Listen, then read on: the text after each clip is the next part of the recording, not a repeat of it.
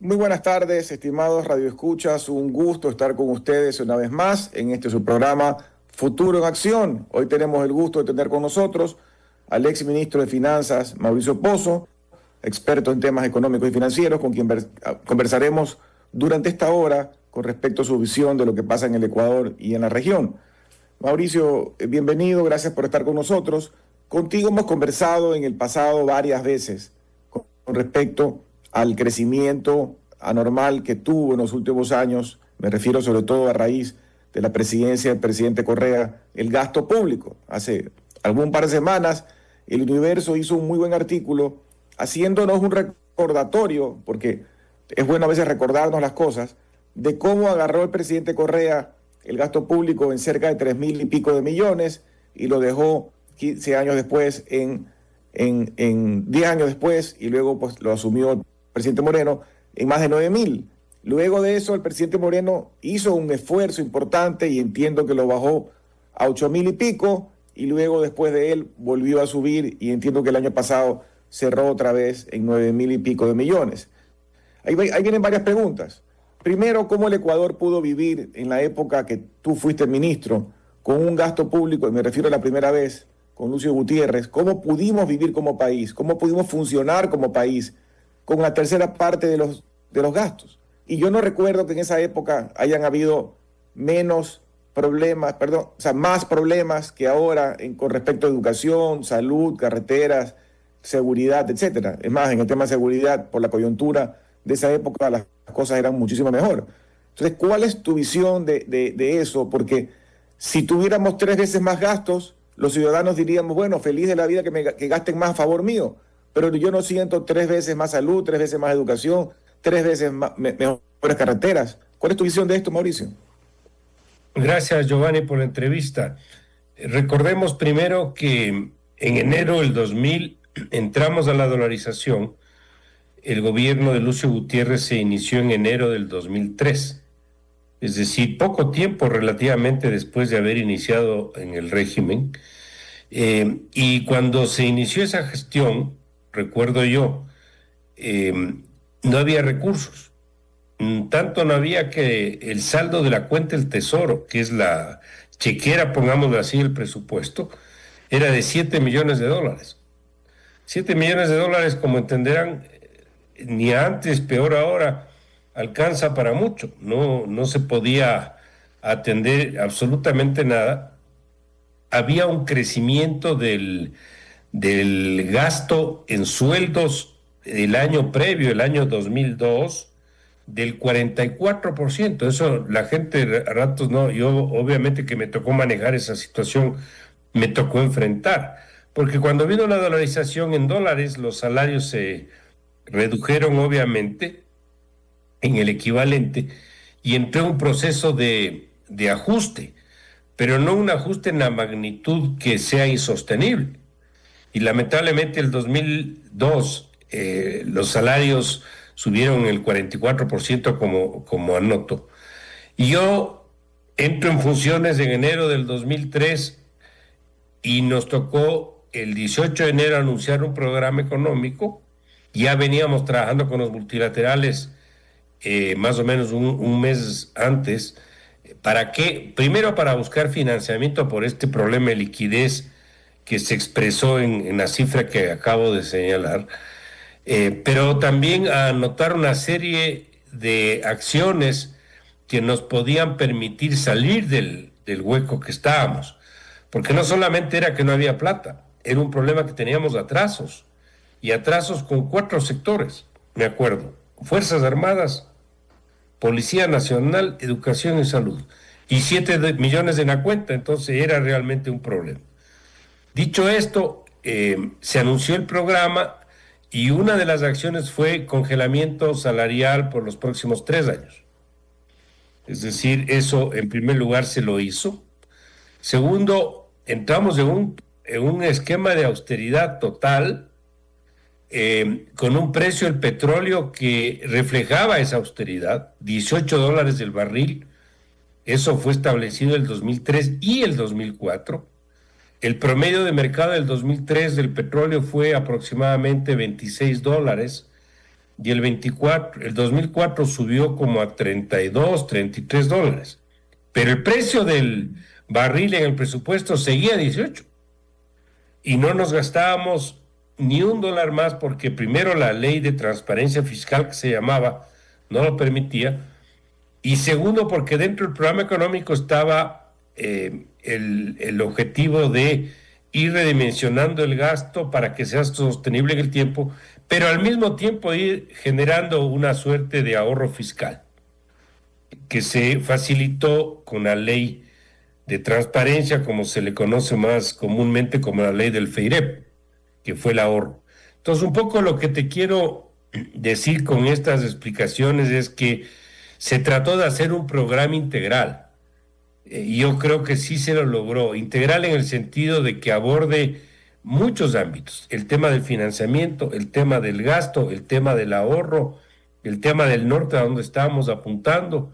Y eso nos permitió ir saliendo poco a poco. Había que hacer una gestión política también. Y no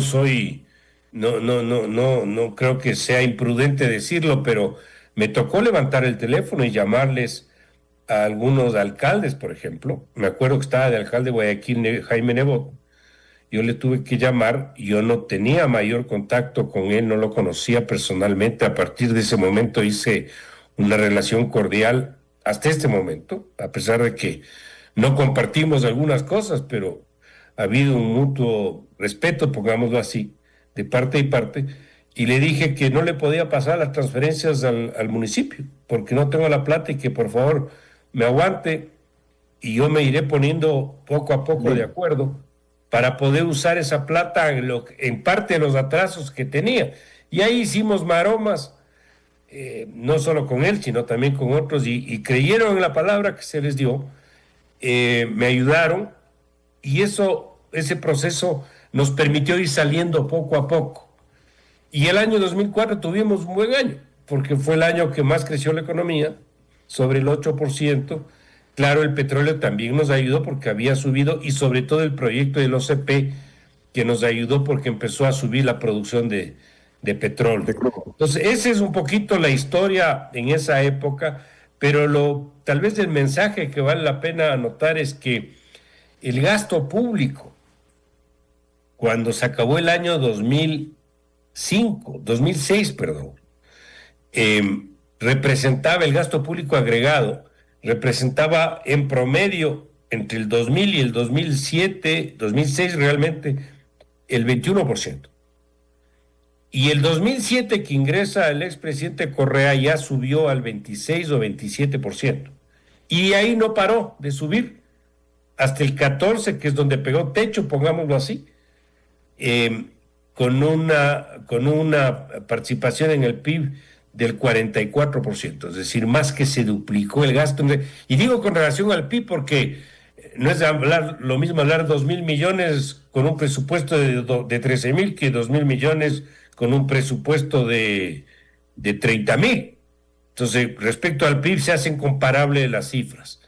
Ese crecimiento se dio, y en términos del PIB, la nómina también en la época del 2003 representaba el 5.5% del PIB y ahora está sobre el 9% del PIB, o sea, casi se duplica. Y yo digo, bueno, ¿y los servicios públicos han aumentado en esa proporción? La calidad de la educación, de la salud, la seguridad,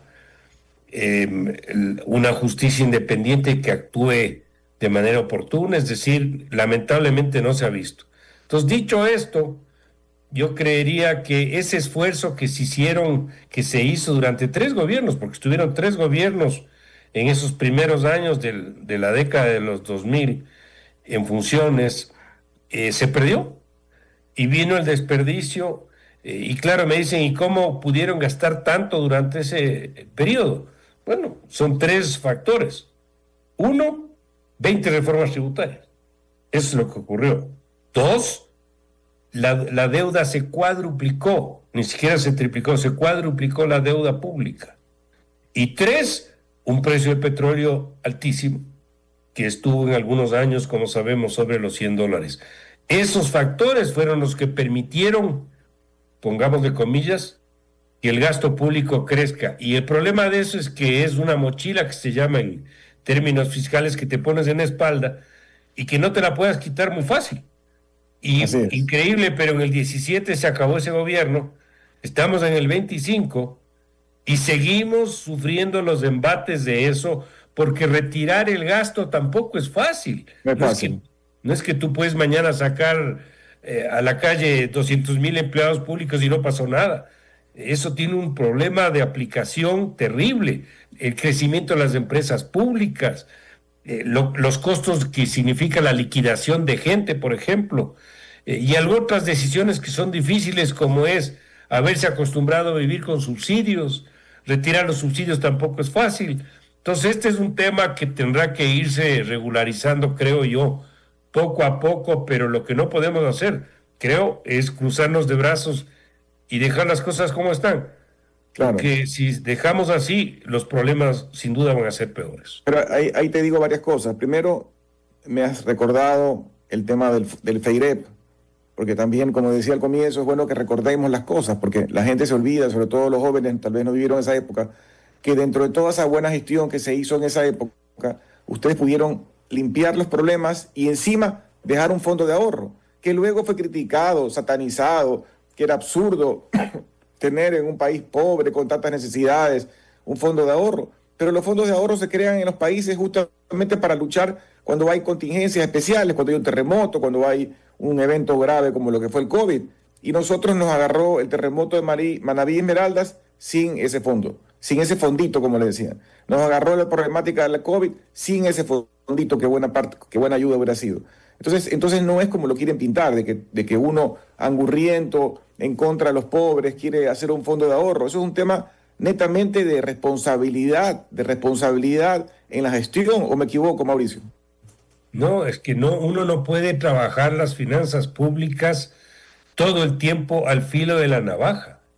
No puede pensar que no va a pasar nada mañana. El Ecuador ha tenido terremotos, crisis de salud, crisis políticas, caídas del precio del petróleo, cierre de mercados internacionales. Es decir, los contingentes son muchos y no se puede trabajar sin ningún tipo de seguridad mínima. Y es lo que se pretendía con los fondos. Es más, yo quiero recordarle a la ciudadanía que en esa norma, en esa ley que se empezó a aplicar, había una reducción gradual de la dependencia de los ingresos petroleros para el presupuesto del Estado. ¿Cuál era la lógica de eso? Que los ingresos fiscales dependan de lo que el Ecuador controla. ¿Qué controla el Ecuador? El ingreso tributario, porque esa es decisión de la autoridad, es decisión del gobierno o de los gobiernos. Pero el ingreso petrolero lo controla solo parcialmente, porque la producción de alguna manera debería estar en control del Estado, pero el precio no. El precio lo determina el mercado internacional, somos productores marginales. Entonces, ¿qué es lo que se pretendía en esa norma? Que al cabo de 20 años, que ya deberíamos estar cumpliendo ese periodo, no, ya habríamos cumplido, mejor dicho, ese periodo, el Ecuador ya no dependa del petróleo para el gasto público y que el petróleo sea un ahorro para siempre.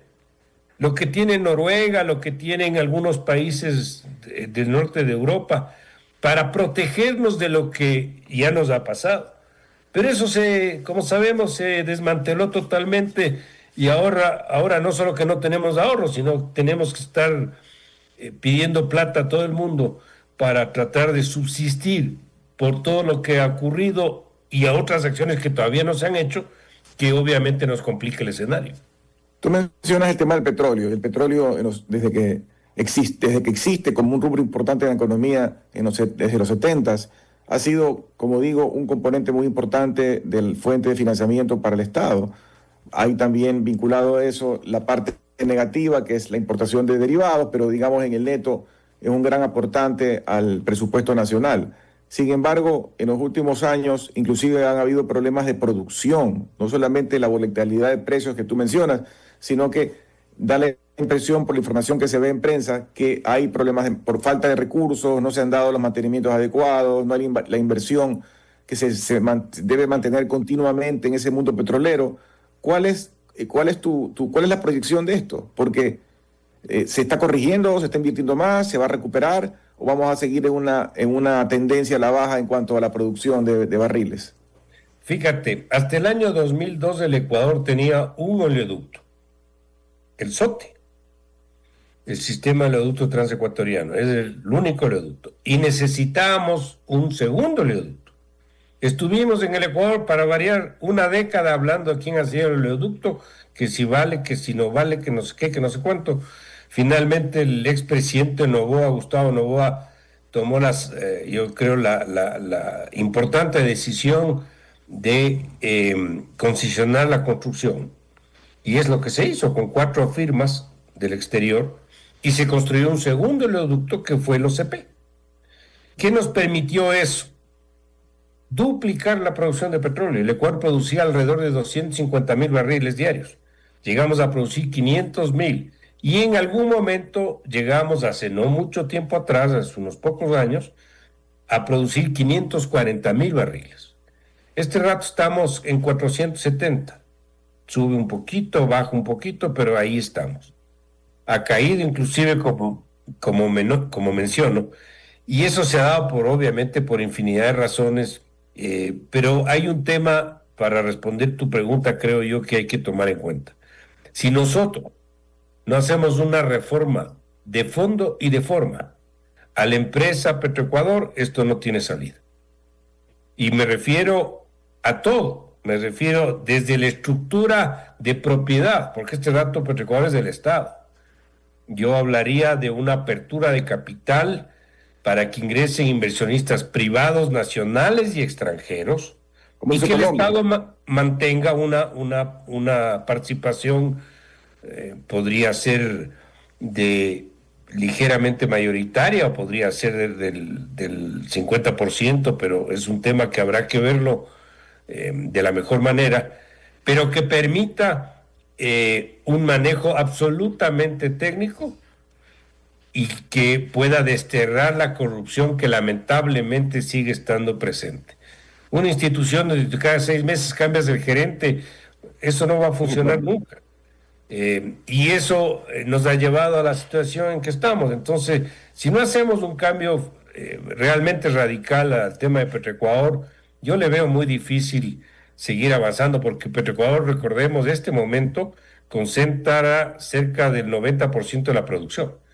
La diferencia está en las privadas. Hace no mucho tiempo atrás era del 50-50 más o menos, que tenía participación privada. Pero si queremos que vengan las empresas grandes al Ecuador, en las actuales circunstancias no van a venir.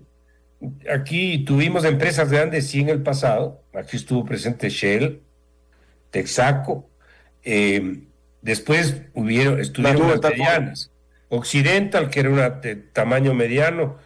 Pero ahora nos quedan unas pequeñitas externas, algunas chinas, y con una producción pequeña respecto al total. Entonces, para responder tu inquietud, creo que la reforma es fundamental y crear las condiciones para que esas empresas grandes de alta tecnología puedan estar aquí. El petróleo requiere, algunas veces lo he notado, 2 ingredientes fundamentales: financiamiento, que no tenemos suficiente, o no tenemos, mejor dicho, y segundo, tecnología.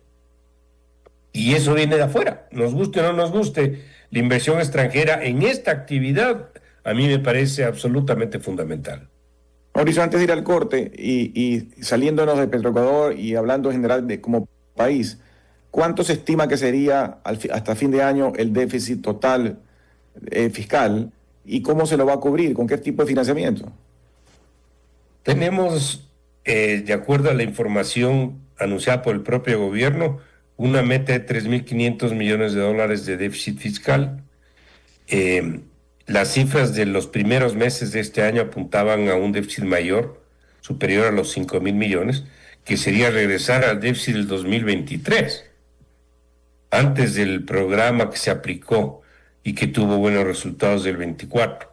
Pero de todas maneras, hay que ver si el gobierno toma todas las acciones que parecería sí va en esa línea. Me refiero a que mantiene el acuerdo con el fondo y va a tener que apretar un poquito para poder financiar primero la propia campaña, que le costó todos esos ofrecimientos son 600 millones, no es que fue una cifra tan pequeña. Y por otra parte, poder regularizar para poder sostener la meta que te mencioné de los 3.500 y poder seguir hacia adelante en una ruta de menor déficit fiscal. Así que esa es un poquito la realidad. Por eso creo yo que ese ajuste que se necesita dar en el segundo semestre tal vez nos comprometa el crecimiento en el segundo semestre, a pesar de que el crecimiento en el primero, de acuerdo a la información que se acaba de conocer, ha sido bueno, ha sido favorable. Pero para el segundo, ahí está probable limitación que tengamos, que sea mantener el ajuste para poder alcanzar las metas fiscales. Bueno, vamos a un corte breve y regresamos en unos minutos para seguir con este interesante diálogo. RTP 965, a la conquista del mundo digital. Presenta sus nuevas instalaciones y tecnología de vanguardia. Renovamos nuestro compromiso de seguir brindando contenido útil y de la más alta calidad. Programas de opinión con referentes de la comunicación. Noticias para contar todo lo que está pasando en todo momento. Una variedad de segmentos con lo que necesitas saber. Y asociaciones internacionales estratégicas. Todo para mantener a nuestra audiencia y seguidores siempre bien informados. Siempre en RTP. Buena compañía. Gracias por regresar con nosotros a su programa Futuro en Acción. Para las personas que recién se conectan, estamos conversando con el economista Mauricio Pozo, 2 veces exministro de Finanzas, y hemos venido hablando con él sobre algunos temas de interés como la problemática fiscal. Entrando en otros temas como los temas de comercio exterior, estamos en un mundo distinto, en un mundo yo diría raro, porque por ejemplo Estados Unidos siempre fue para mí el defensor máximo del libre comercio. Hoy en día se ha ido más bien por una visión de un comercio más administrado, más de uno a uno, más de negociaciones con países o con regiones y con imposiciones de ciertos aranceles.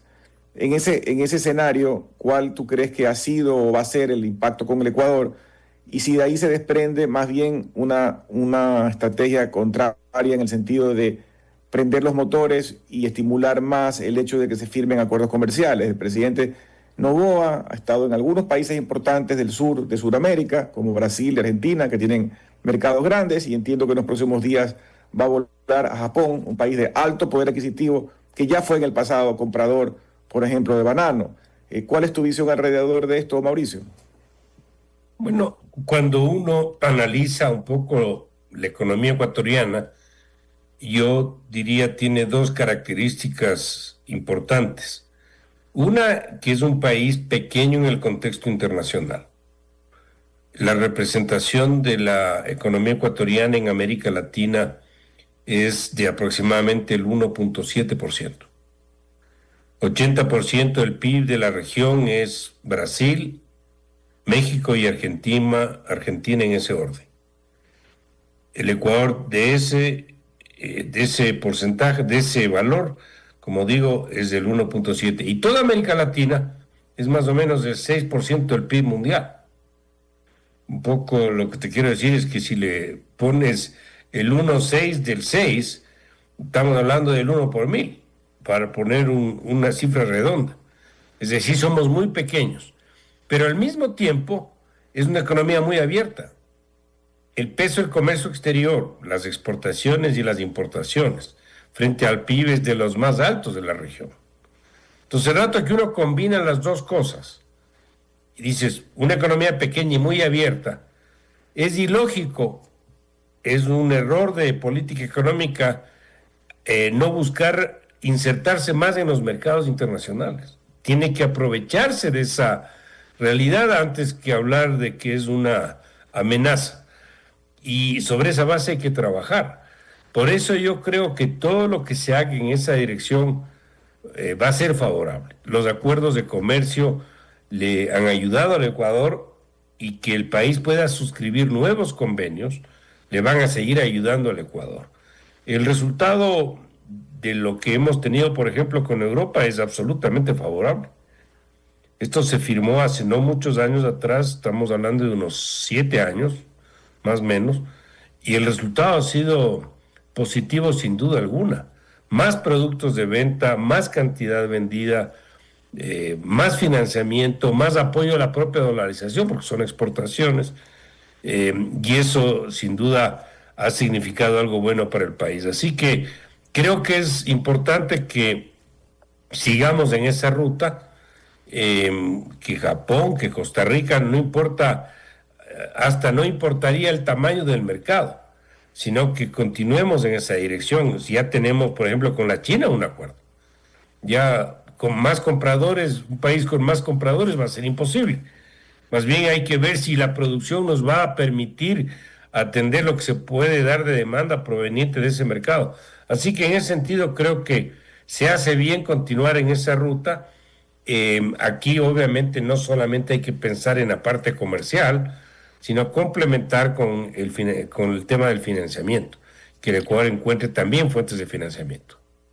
Hablando de financiamiento, el país como tal y las empresas requieren tener créditos disponibles y créditos ojalá baratos en el sentido de tasas de interés razonables. Sin embargo, en el mundo las tasas subieron, ahora han bajado un poco y entiendo que hay algunos actores económicos empujando para que bajen un poco más.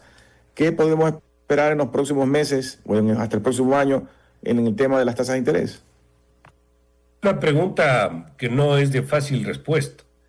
En los Estados Unidos ha bajado la inflación, porque la inflación, recordemos, producto de la pandemia y toda esa liquidez que se entregó, llegó a estar alrededor del 9% anual, que no había tenido ese mercado hace muchos años, inflaciones tan altas.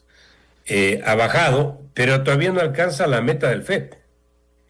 Pero para alcanzar la meta, tienen que ver también el otro lado del programa, que es la actividad económica y el empleo.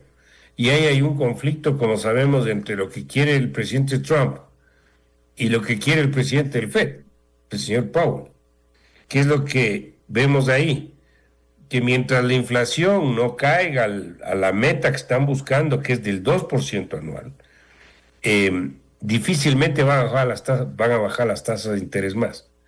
Es decir, yo creería que se va a mantener al menos, este es el escenario por los próximos meses. No me atrevo a irme más allá de fin de año sobre lo que puede acontecer con las tasas de interés. Así que, ¿han bajado respecto a lo que estaban? Sí. ¿Pueden bajar más? Podrían, pero mientras la inflación no converja a la meta del FED, ese tema no tiene claridad. Obviamente también va a depender de qué pasa con como decimos en el Ecuador, con el pellejo del presidente del Banco de la Reserva, porque el presidente Trump no está en la línea de mantenerlo ahí, pero el Banco Central americano es un Banco Central independiente. Entonces habrá que ver en qué termina esa disputa entre los dos para ver qué también puede pasar en el caso del manejo de tasas de interés en función del comportamiento de la inflación.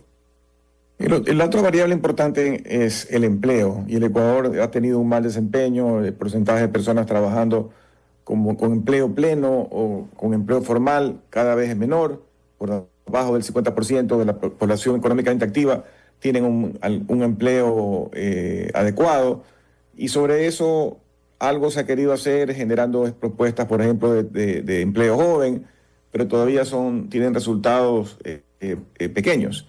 Ahí hay varias cosas que están pasando. Uno es la rigidez laboral, la rigidez regulatoria, la rigidez de leyes antiguas, y la otra, evidentemente, la falta de inversión y la falta de creer en el país, tanto de capitales nacionales como extranjeros. ¿Cómo abordar esto, Mauricio? Bueno, este es yo diría, uno de los principales, por no decir el principal problema económico que tiene el Ecuador.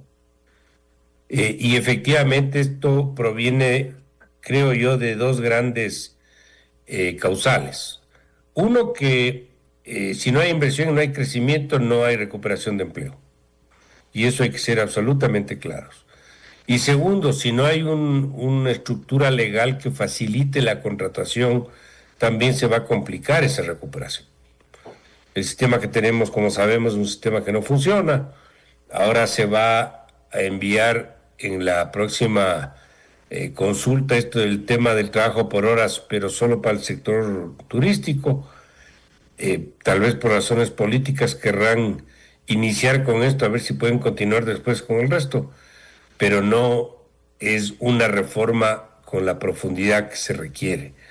Entonces, desde ese punto de vista, el Ecuador tiene que entrar en un proceso, creo yo, de reformas que le permitan, por ejemplo, abrir espacio fiscal en el presupuesto del Estado para que el Estado se convierta en un socio de la recuperación económica del Ecuador, porque este rato no lo es. Lo que queda de inversión pública es una cifra que no pasa del 2% del presupuesto del Estado. Y con esa participación nunca va a ser un socio bueno del crecimiento económico del sector público. Pero para hacer eso necesitas las reformas que liberen recursos. Y ahí pasamos por lo que estábamos hablando antes del tamaño del gasto. Tenemos que pasar por el tema de la decisión de limpiar el asunto de los subsidios que no funcionan. Es decir, tienes que liberar recursos para poder alimentar el tema de la obra pública.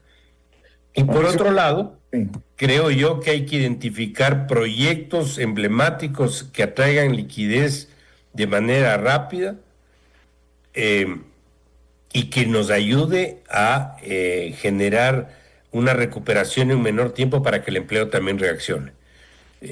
Ahí hay algunos sectores que creo que pueden reunir ese perfil.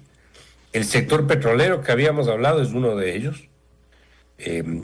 Yo creo que sigue siendo un negocio el petróleo y creería que seguirá siendo todavía por algunos años. La minería también. No hay que olvidar que el año pasado el Ecuador exportó más de 3,000 millones de dólares en temas mineros, en minerales de distinta naturaleza. Y esto es importante anotar. La infraestructura grande nos puede ayudar porque eso también atrae recursos. Y yo diría con unos 3, 4 proyectos, incluyendo la parte energética, que igual se requiere ahí inversión extranjera, se podría lograr una recuperación económica más dinámica que, unida con la reforma estatal que menciono y el tema laboral, podría dar lugar a que el empleo entre en una fase de recuperación más rápida, no inmediata. No creo que esto se va a resolver en plazo corto, pero sí en un plazo mediano o largo. Que se piense siempre, y esa fue parte de mis discusiones cuando estuve en el gobierno, el problema del Ecuador no son los salarios, no es que la gente gana poco, es más, inclusive estamos en términos internacionales hasta por encima de algunos países. Correcto. Como Chile, que tiene un PIB que es 3 veces el nuestro y tenemos un salario vital o básico muy similar. El problema del Ecuador no son los salarios, el problema es que no hay trabajo.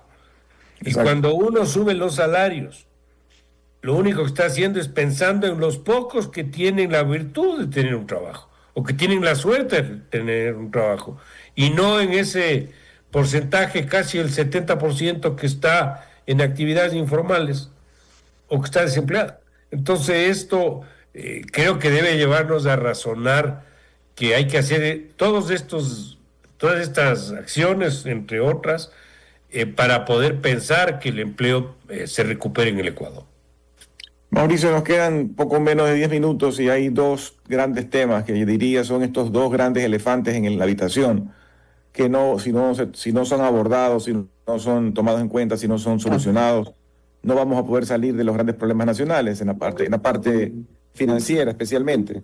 El tema tiene que ver con los subsidios, el uno, y el otro tiene que ver con el IES y sobre todo en el tema de las pensiones.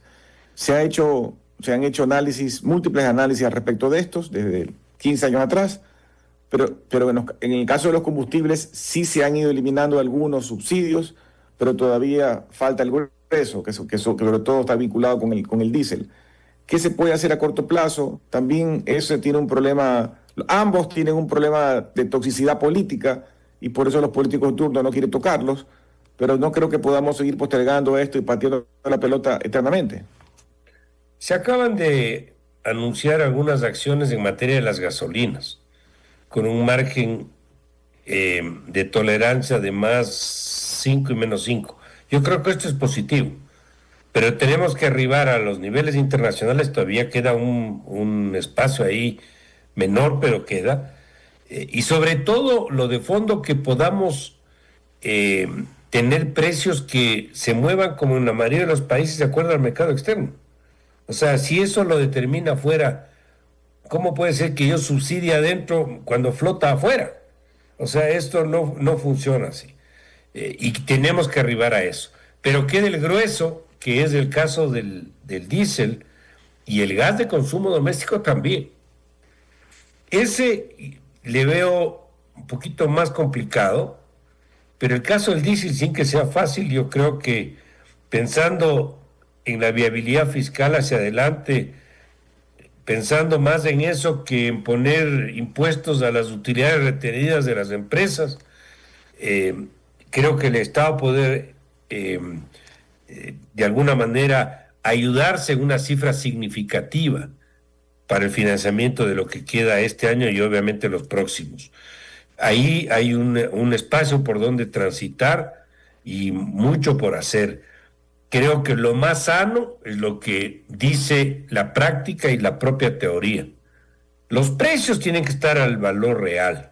El precio del galón del diésel tiene que valer lo que vale en el mercado internacional, lo que cuesta en los países vecinos para evitar, por ejemplo, el problema del contrabando.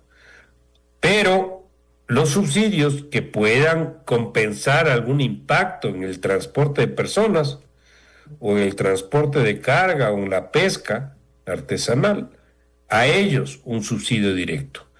El costo de ese subsidio directo a ellos probablemente no pase de unos 400 millones.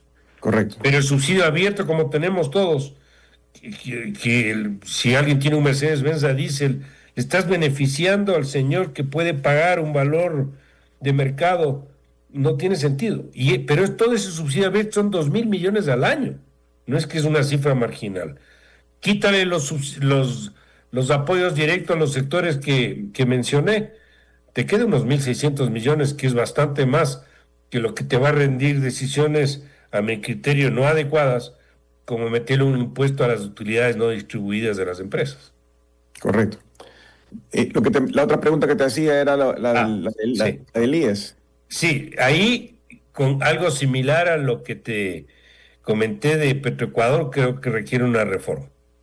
Ahí es un problema institucional y es un problema fiscal. Al mismo tiempo tiene esas dos caras. Y ahí se requiere una reforma. Con 35,000 personas que trabajan ahí, eso no va a funcionar nunca. Y si no arreglas eso, y en el área de salud, que es donde más problemas tenemos, sobre todo en materia de corrupción, eso no va a tener una buena salida. Si no se utilizan los insumos que ya se han trabajado para buscarle sostenibilidad a las pensiones futuras, que es el problema actuarial que se tiene en este momento, podemos llegar a un momento en que no haya cómo pagar pensiones a jubilados. Y no quiero ni pensar en lo que eso puede significar. Ese problemita no hemos tenido en el Ecuador.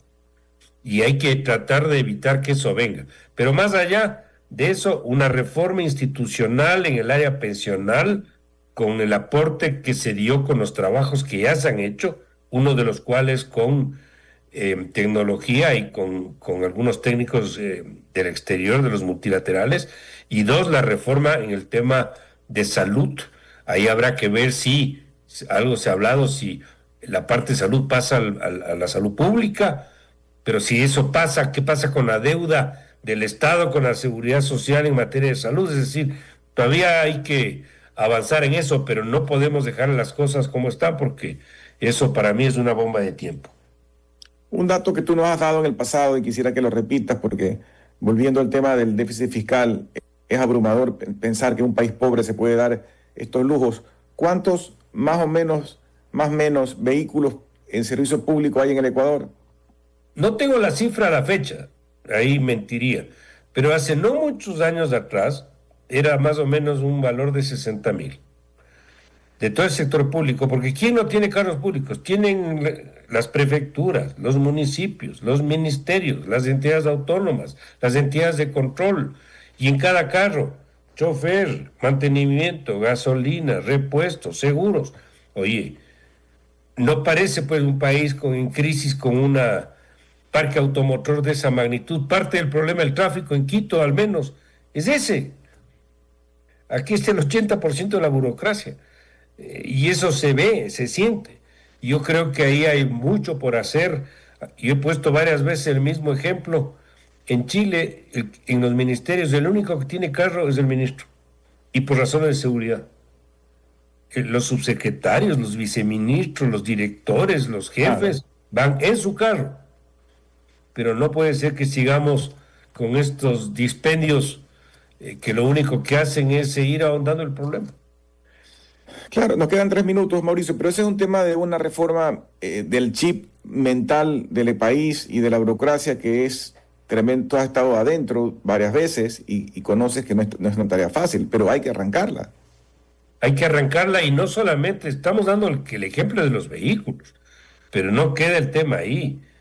El tema de el mobiliario de oficina, el uso de servicios públicos cuando no están las oficinas atendidas. Tú pasas viendo oficinas públicas muchas veces en la noche y están las luces prendidas, por poner un simple ejemplo. El uso de recursos fiscales en horas que no son de trabajo, de los mismos vehículos. Ahí tenemos problemas que no están resueltos, los beneficios adicionales. Y te digo algo, eso fuera del gobierno central es mucho peor.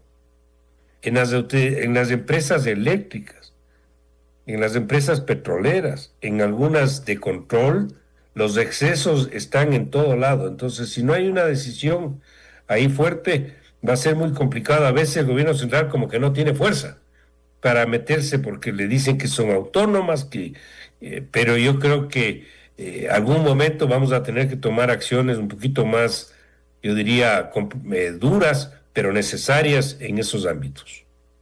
Bueno, Mauricio, muchísimas gracias por compartir con nosotros esta hora. También gracias a ustedes por acompañarnos en este día viernes en su programa Futuro en Acción. Que tengan un buen fin de semana. Hasta el día lunes con todo. Muchas gracias.